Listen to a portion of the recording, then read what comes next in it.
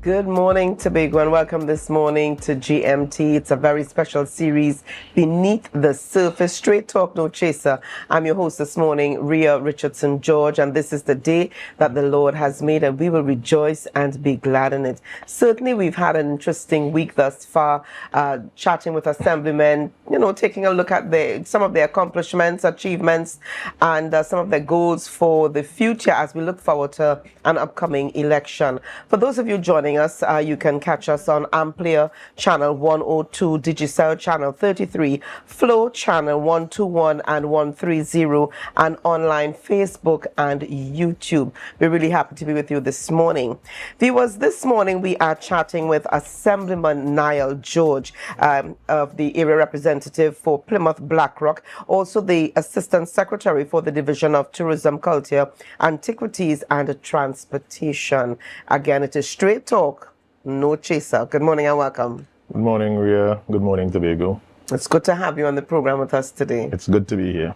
Now, you walked in, before the interview started, and you indicated that you were tired. And I made a joke. I said, I'm tired, but you don't do anything. What do you do? Well, it's easy from the outside looking into to form a certain narrative. But if you look at the recently concluded Carnival, before that we had Dodge Diving, before that we had Heritage Festival, before that we had Rhythm and Soul, and all of that, if you have been paying attention, you would have seen me ever present in all of those activities. So it's just a culmination of things going forward. But I have gotten accustomed to being tired. You ask the questions. That's right. But it's just a normal part of the job. All right. Now we're gonna get into some of those things, and let me just let make it clear here that was just a joke. All right, and he took it as a joke. All right. Before getting into office, we want to talk a little bit about Niall George before he was Assemblyman Niall George. What were you involved in? Who was Niall George before politics? Well, I'm just an ordinary community person. I worked at WASA. I managed Tokeville football team. I was the captain of Plymouth Heroes All Fours team, a member of the village council. Just everything in and around my community I would be involved in. Even when I wasn't the manager, I love sports. I love community things, So it's just part of me being involved in community-oriented stuff. Is it what you love, community work? Yes, I love community work, but my passion is really for sport. I'm an avid sport fan. I look at anything sport.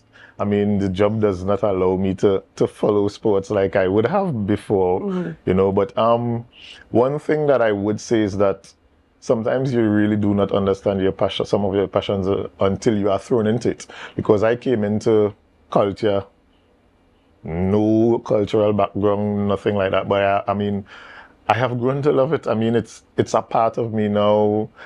Going to heritage festivals and so forth. It's before you would know. I would have gone to like Plymouth, one or two shows. But being involved now and being a part of the organizing process and getting involved in more and more of these activities, I have grown to understand and appreciate our culture more, and I really love it. Okay. All right. Now we're getting our feet wet here. Yeah, indeed. All right. Now, you would have been, in fact, when you took office 4 years ago, you started off in the position of Deputy Presiding Officer. No, I did not. You did not? No, I started off as Assistant Secretary in the Division of Settlements, Public Utilities, and that was the first stint. And that was the first stint. Right. I then became the Deputy Presiding Officer when Mr. Sampson became the Secretary of Community Development, Youth Development and Sport. He could no longer hold the position of Deputy Presiding Officer, so I then stepped into the role of Deputy Presiding Officer. All right. Let's talk about some of the lessons learned during that time. Again, you came from a background of no politics, and here you are now. Yes, and it was a bit of a culture shock, a change in terms of the expectations of persons. It wasn't only not being in politics, but remember, our administration is an administration of hope, and the expectations were were humongous, and we had to try to manage some of these expectations, because the reality is it's not an infinite pool of resources, and you have to now manage these resources. And one thing that I'm very proud of this administration is that we have chosen the direction of taking care of people over things. I mean, if you look at the infrastructure on the island, I mean, it's aging and it needs some care. But we are also coming out of COVID, and if you would appreciate the terms of the social programs, and I mean, one of the first things we did is we improved the wages of the CPEP and URP workers and the working conditions. I mean, in settlements, we gave the largest distribution of grants, one-off, more than $10 million at one point in time. If you look at health, you would have seen over 3,000 cataract surgeries, funeral assistant. Well, the Ministry of Social Development took back the permanent food card, so we had to implement the food card system on this island. And if you go across the board, you would notice that the focus is on helping people. We had the 10-on, 10-off program at Works as well. So I'm very proud of that. But in terms of me personally, I would admit that I have not gotten everything right. It's a steep learning curve, and I have been going along and improving as I go along. There are some things that I've done wrong. There are some things that I've done well. And that's what it's all about. I mean, Tobago voted 14 novices into office. None of us had ever been in government before. And when I look back at... Eyes wide open. Voted 14 novices into office. We inherited a debt of almost $900 million. And you would hear the contractors crying for their money. We have never received $900 million in terms of development allocation in 1 year. So we have to balance the development of the island and paying bills and dealing with a base that is really in need of assistance. So looking at all things put together, I'm extremely proud of what we have done as an administration. All right. Now, I know I had asked about, in fact, the lessons learned as in terms of you, and you shared some of what you've been involved in, but what were some of the key lessons that you would have learned along the way? And this is when you stepped into the role of Deputy Presiding Officer. Well, the role of Deputy Presiding Officer is really a simple one, because there is the Presiding Officer. I am there to assist her. So she would really deal with the legislature functions. She would make sure and keep me in the loop. So as any time that I have to fill in, I am in the know. But that's really the role of the Presiding Officer. I would support her. My main function as an Assemblyman and as an Assistant Secretary in the Division of Tourism, Culture and Antiquities. And as I smile here, one of the things I've learned is to manage expectations and to deal with human beings, because the reality is I have a very good relationship with the stakeholders, and that's because of constant communication. But it's not all hunky-dory all the time. They want what they want, and we have to be able to manage the situation and deal with the resources that we have. And sometimes the answers that you would have to give, they won't like, but you have to be strong in your conviction that you're doing the correct thing. All right, now you're pretty young. How does that work? How does your, or is it your youthful exterior? How does that youthful exterior work when you have to treat with stakeholders to get the job done? They may tend to look at you and say, young boy, little boy, but how does it work for or against you when you have to get the job done, when you have to meet with stakeholders and to, take your leadership stance? Well, I'm not someone that would just say no.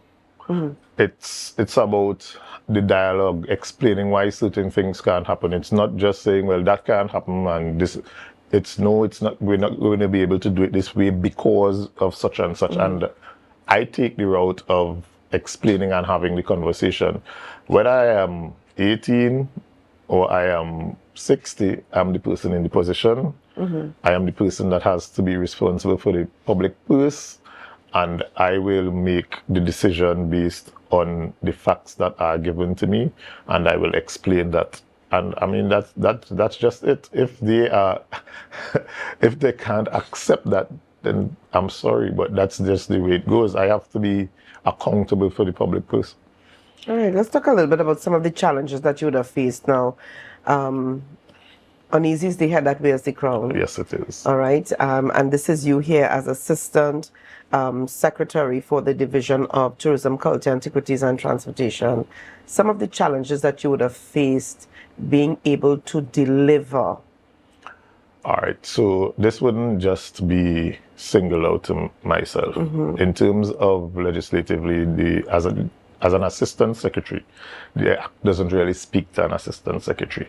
So you would have to go through the secretary, and that the secretary in herself would have her duties as well. So it's about forming the communication and having the communication key. I can't sign for myself. Right. So I have to go through someone there. And one would appreciate that that would slow down any process that has to take place. I also have a good relationship with the administrator, but really and truly, the channel is it has to go through the secretary, then to the administrator. So that slows down stuff as well. I understand the gist and the purpose of the Procurement Act, but it slows every single thing down. And sometimes one would appreciate, especially in the culture field, and even outside of that, there are some opportunities that come and you would need to make a very quick decision. But once procurement is involved, it becomes very difficult to sometimes to make those decisions that are pretty much spur, well, not really spur of the moment, but opportunities that come with a very small time frame. Time sensitive. The time sensitive ones. All right. You know, what sort of timeline are we looking at when you have to go through the procurement? So standard procurement would take you at least a month, 2 weeks to a month. And you see, there is single select and sole select, but you don't want to be, in politics there is reality and there's perception. And you don't want to be perceived as taking a shortcut around a legal standing. So in terms of the timelines of deliveries and in terms of some opportunities that you would have to allow to go, I mean, you would have planned things along the way. But then there are some opportunities. So I'll give you an example, like Dutch diving, right? Which was hugely successful. Congratulations. And procurement almost denied Tobagonians the opportunity to host Dutch diving.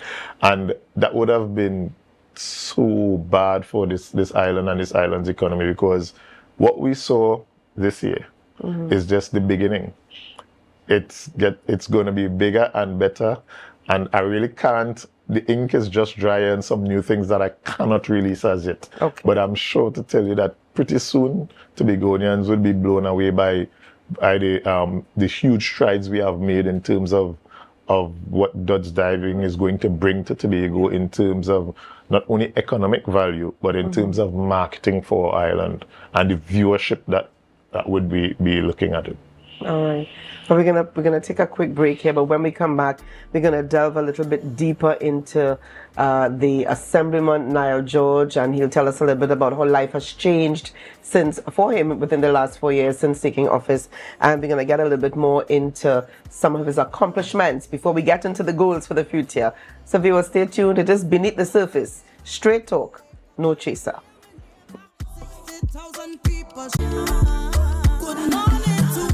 Viewers, welcome back this morning. It is Beneath the Surface, straight talk, no chaser.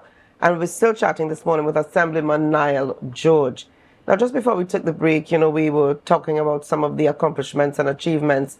We want to flow a little bit more delve a little bit deeper into some of these accomplishments, some of these hats off moments that the Assemblyman would have experienced over the 4-year period. Now, you created history, according to one report. You created history, and I wanted to talk a little bit about it because we live in a Tobago that persons we don't feel that we have enough. We don't feel that we have enough, particularly in the area of street lighting. Let's talk about the street lighting. And this is the rural electrification project, and you said it's ongoing. It's ongoing. All right. Now, you created history according to this report. He was able to make history while being responsible for public utilities and rural development, and where you saw the largest single investment in street light and rural electrification, 113 street lights installed from Kings Bay to Charlottesville. 516 streetlights installed island-wide. Let's talk a little bit about that. Yes, and that's something that I'm very proud of, because I represent Plymouth Blackrock. My mother is from Plymouth. My father, deceased, is from Speyside. Oh, so you have some country roots. Country roots, right? And even as a child going to Speyside, one would appreciate that from the time you left Dalaford heading into Kings Bay, it was complete darkness. Yes. Until you got into the village of Speyside, right?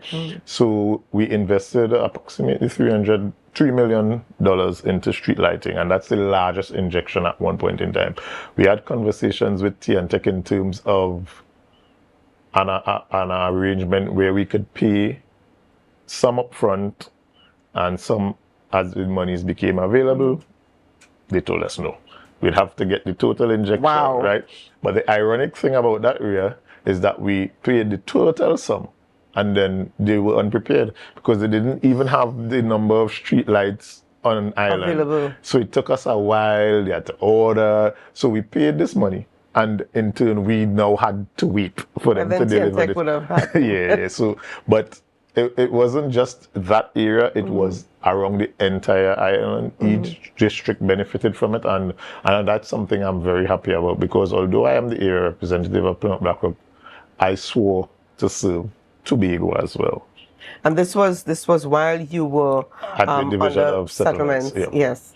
All right. And I mean, there's still more to be done. More to be done. There's definitely more to be done. And I'm really happy that you said that. And as you said that, some people saying it's not enough. I don't think it will ever be enough. The reward for good work is always more work. Hard work, more work.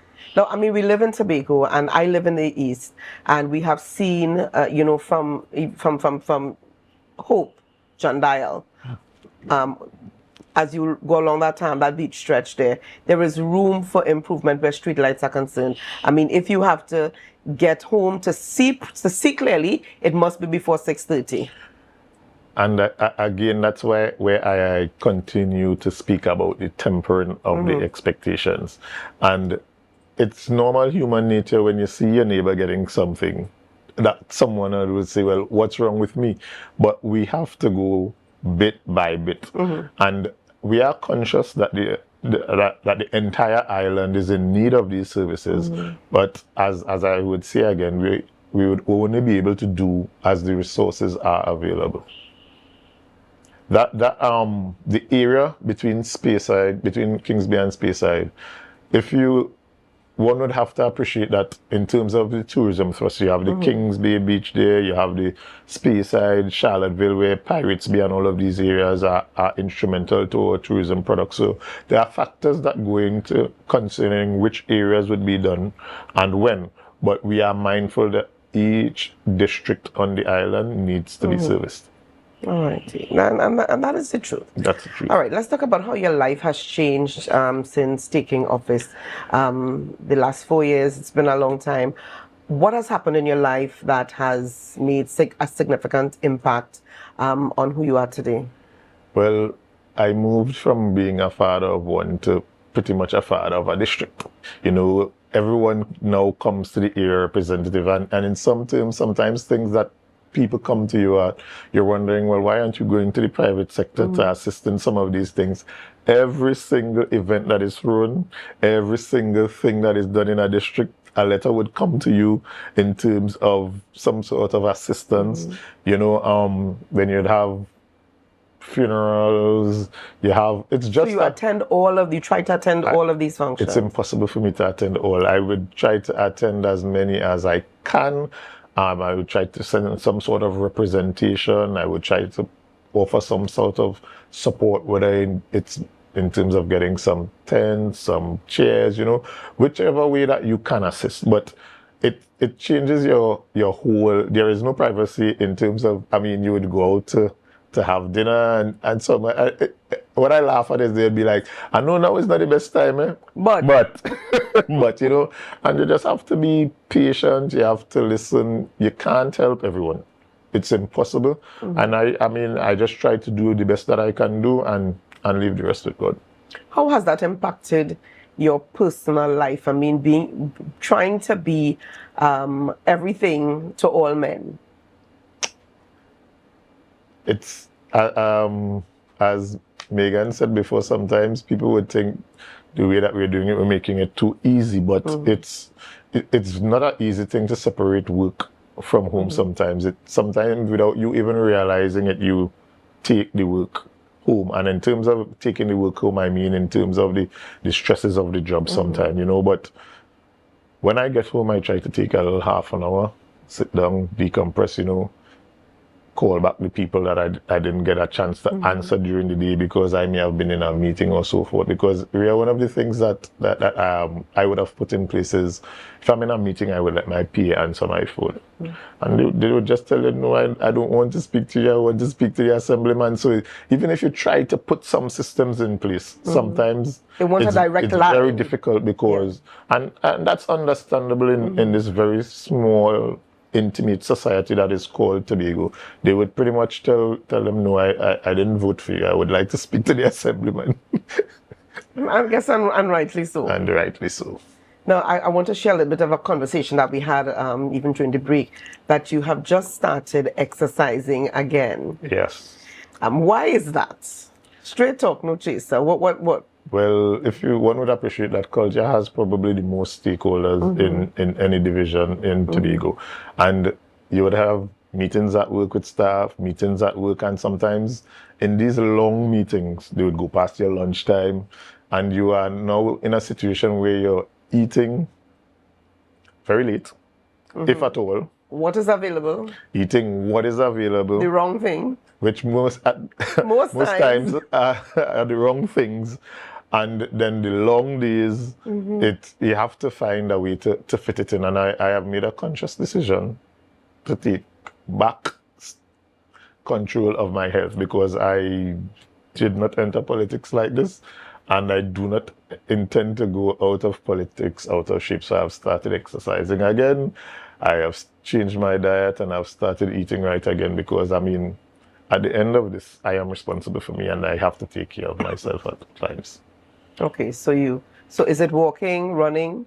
Well, I've started walking because I've put on so much weight that I wouldn't be able to run at this moment without injuring myself. So I've started walking and I've changed my diet. And as it progresses, I would go back into things that I would have done before: swimming, running, you know, playing football, back into that. So, yeah.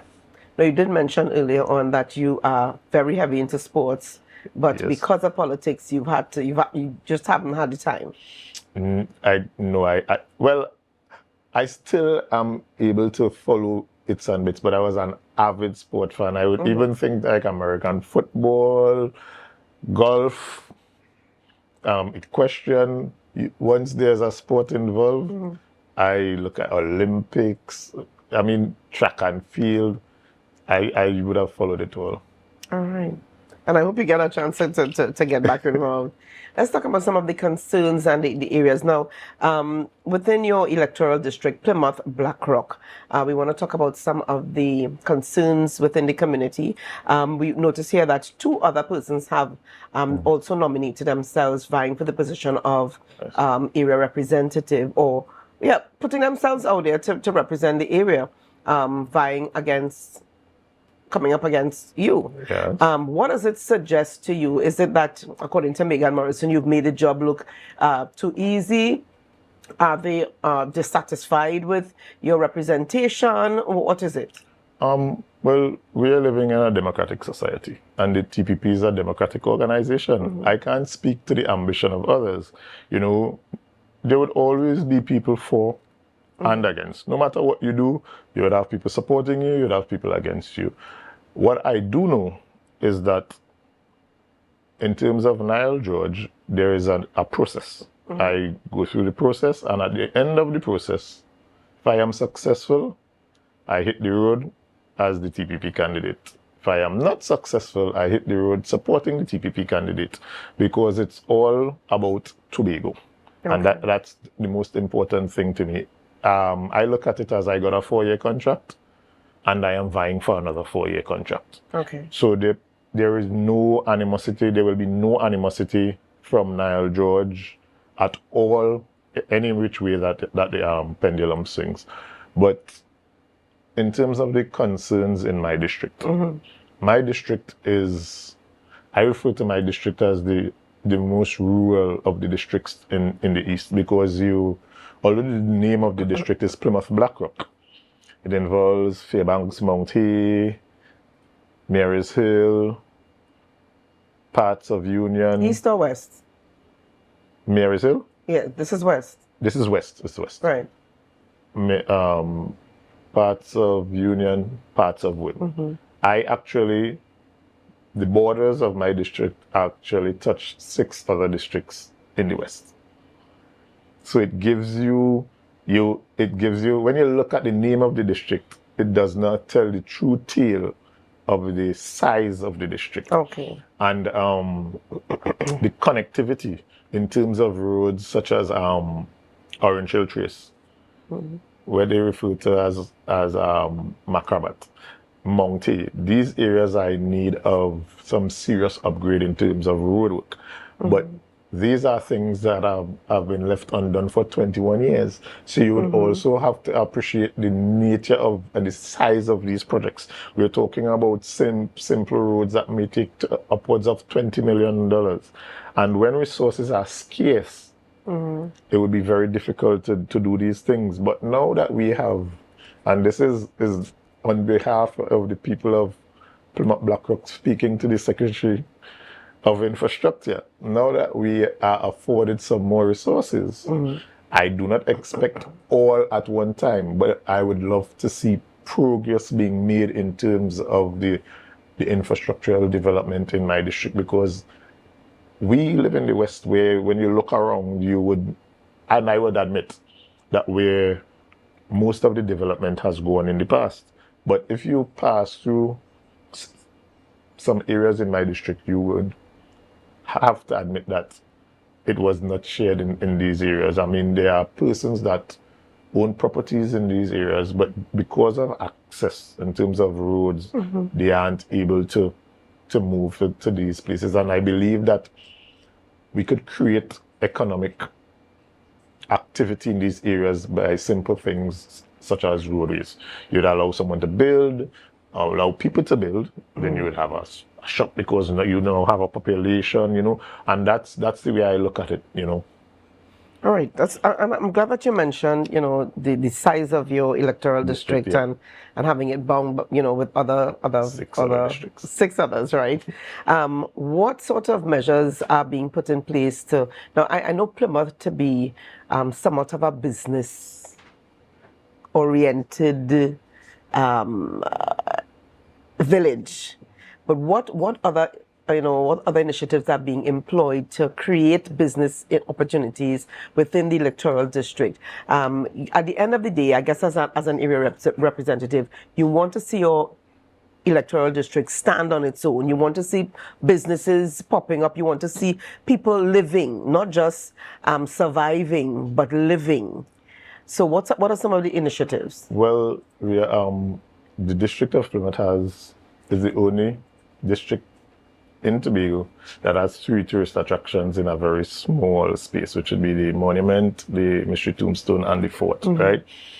Again, tourism is looking at adding value to these attractions. We would like to have booths, toilet facilities, so that people would not just come in and go back out.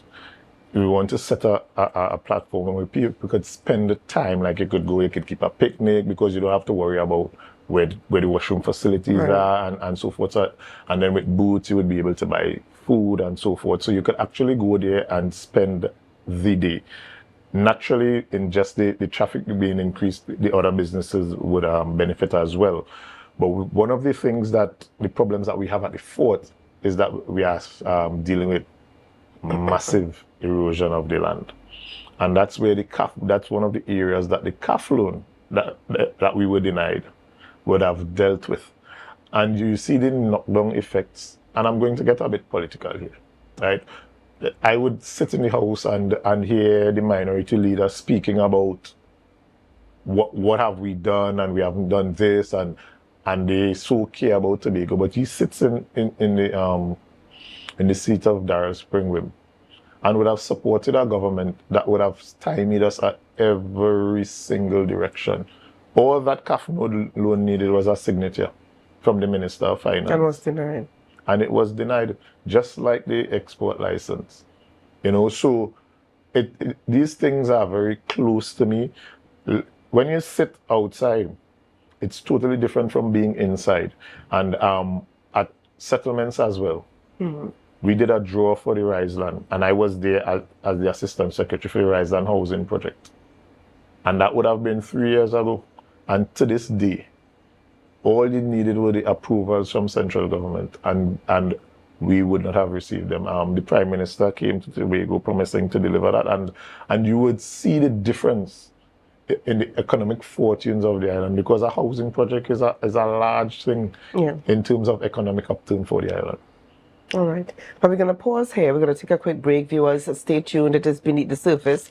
Straight talk, no chaser. We want to hear from Assemblyman Niall George, you know, in terms of some of his goals. Should he be re-elected for a second term? What are some of the projects that he'd like to see come to fruition, and some of the projects that he'd like to undertake? So we're going to chat with him and on some of these and other issues when we come back from the break this morning. It is Beneath the Surface. Straight talk, no chaser. We are beauty, we are power, we are people in the sun, we are beaches, eyes, the energy fill the skies.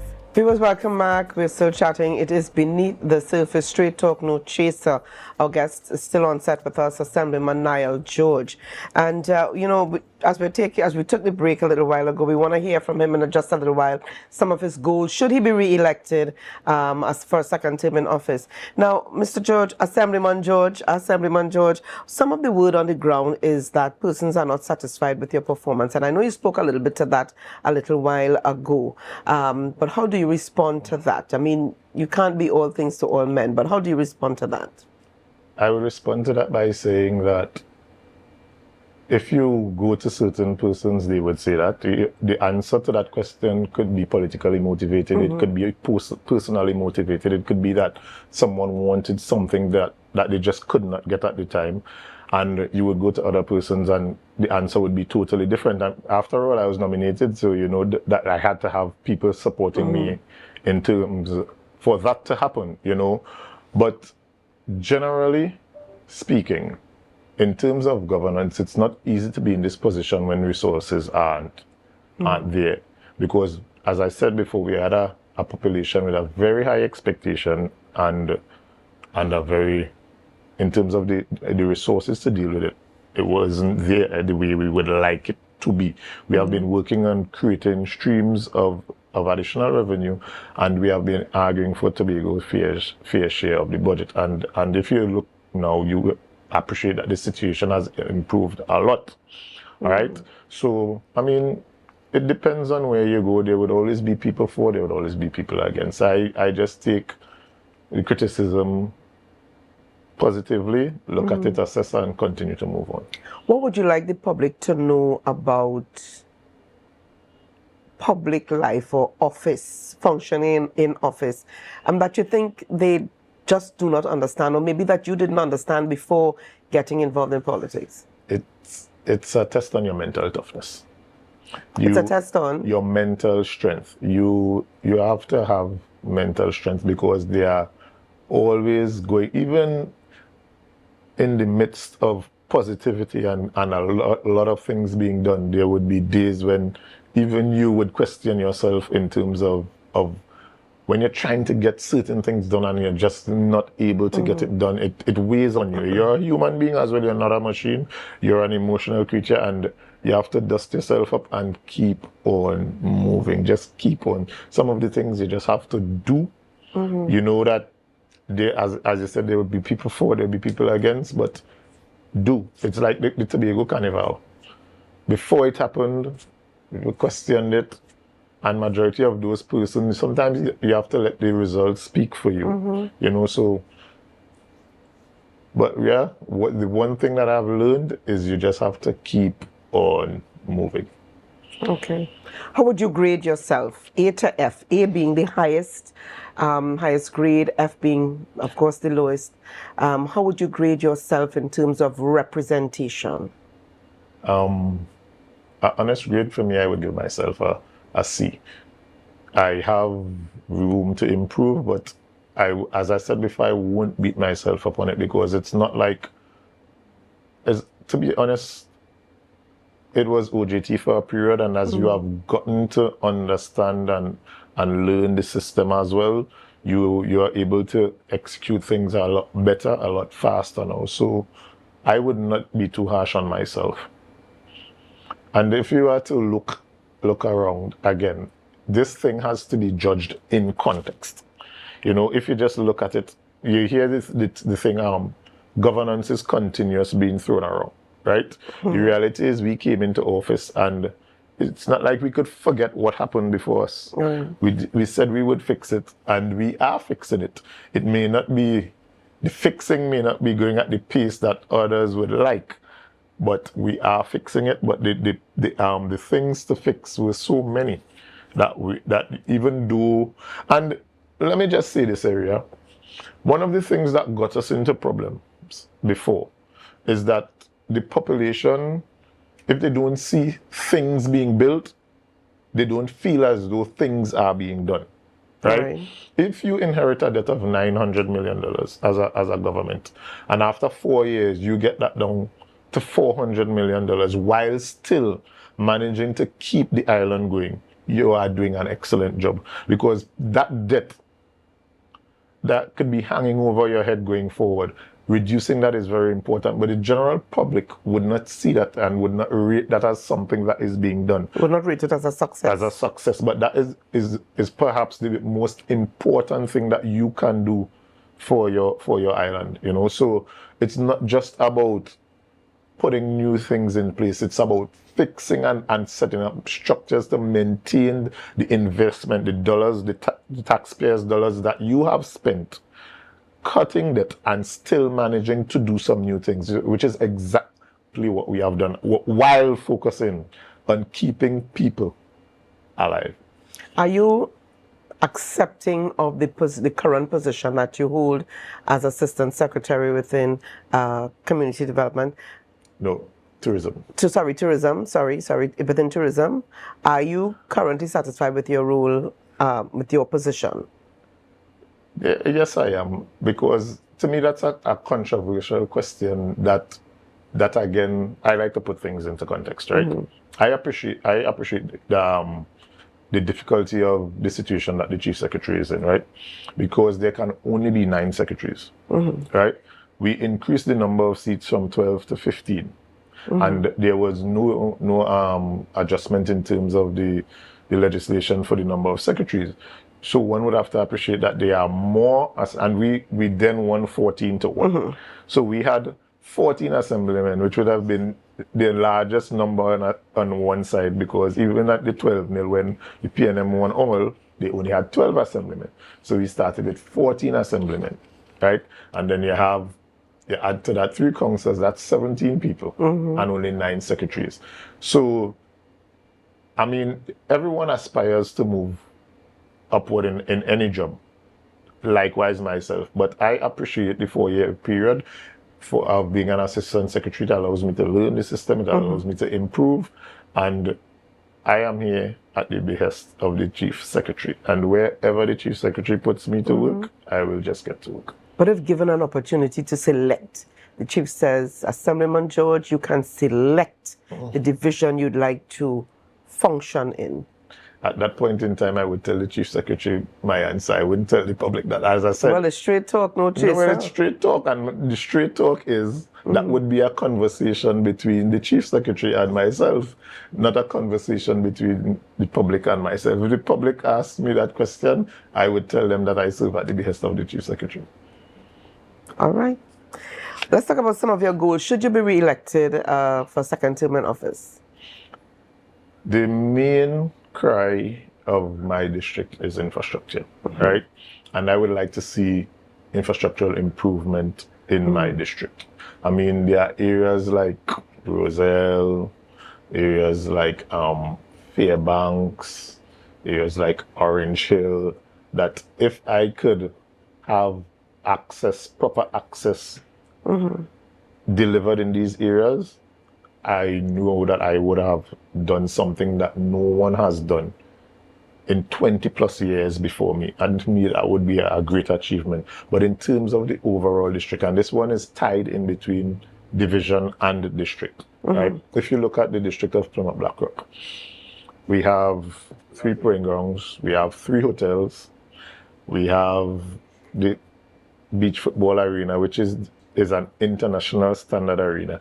I would like to, I'm working on, not let me just say like to, I'm working on my district becoming the sport tourism capital of the island.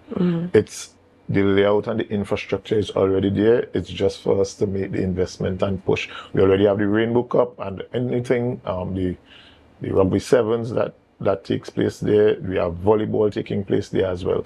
And it's just for us to tie all of these things in. The good thing is I am also sports tourism in the division.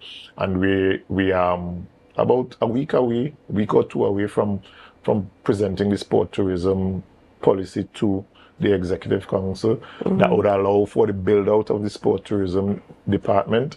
And also under my care is the Antiquities Department, which is the build out is being led by Technical Advisor Dr. Charleston Thomas. And these things are things that would be instrumental in terms of preserving our artifacts and our history in terms of culture.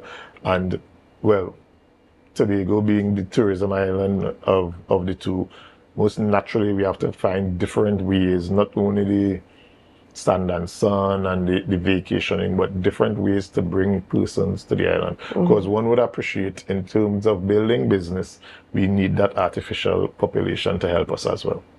All right, and boosting our culture, even as we... Yeah. And even as we look at the cruise ship season kicking off pretty soon, what measures are being employed to showcase Tobago's talent, and Tobago's culture?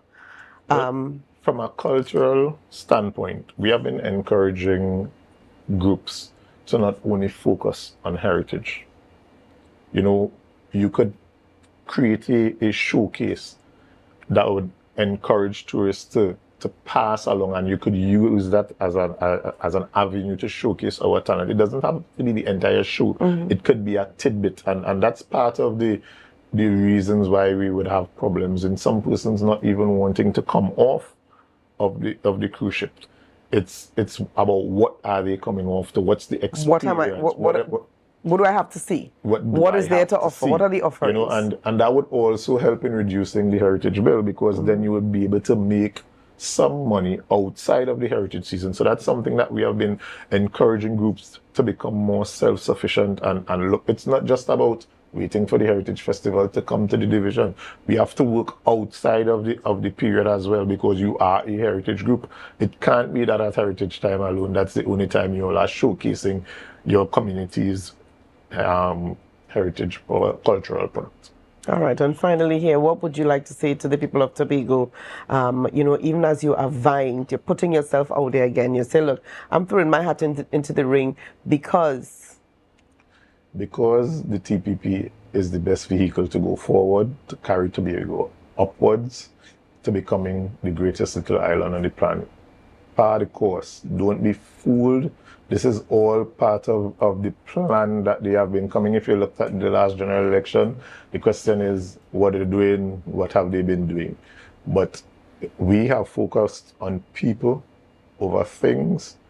And now that we have an increased allocation, we would be able to work on these things. You know, it's no use having a building if someone isn't even healthy to go into the building. And I'm just saying that we are now receiving some support that we did not receive from the central government. We have laid the platform and we are ready to put up the structure and just allow us to build the building. That is the greatest little island on the planet. Thank you. Thank you so much, Assemblyman Niall George, for chatting with us this morning. And viewers, we've got lots more coming up next week, so you're able to join us here 8 o'clock on Monday through Friday for GMT, and it's all beneath the surface, straight talk, no chaser. We want to thank you for joining us today and for this week gone by, for being with us, for sharing our space, for allowing us into your homes. And we trust that you have a really great day, have a wonderful weekend, stay safe, and we will see you, God willing, on Monday. Bye-bye, Tobago.